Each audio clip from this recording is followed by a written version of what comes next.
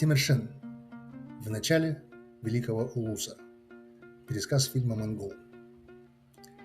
Ясугей был уважаемым, преисполненным достоинства, благородным предводителем племени буржигинов.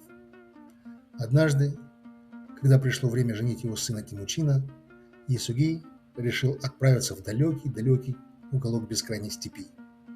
Его целью был выбор невесты для сына из этого края.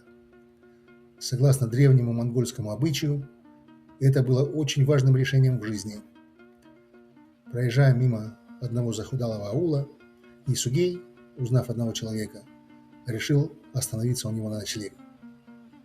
Тот знакомый табунщик, выяснив у Ясугея, какова цель его путешествия, предложил устроить смотрины девушек его аула на выбор Темучина. «Хорошо, остановимся в гости в твоем ауле. Твое предложение задержало нас на нашем пути. Посмотрим, что будет». На следующий день Борте, надев красное платье, отправилась на смотрины будущего жениха. Из-за своего платья она привлекла внимание Темучина больше, чем другие девушки. Но дело было не только в платье. Ее умный облик и манера держаться также были привлекательными. Темучин влюбился в Борте с первого взгляда.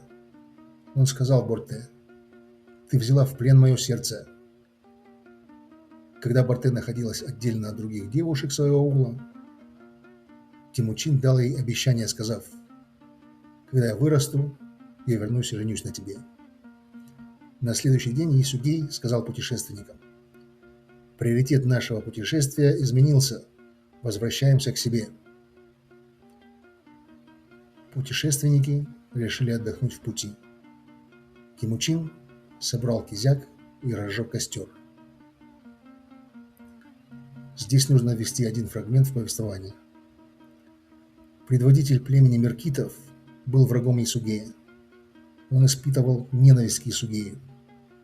Поскольку он был враждебен, он поклялся отомстить Ясугею, избавившись от него.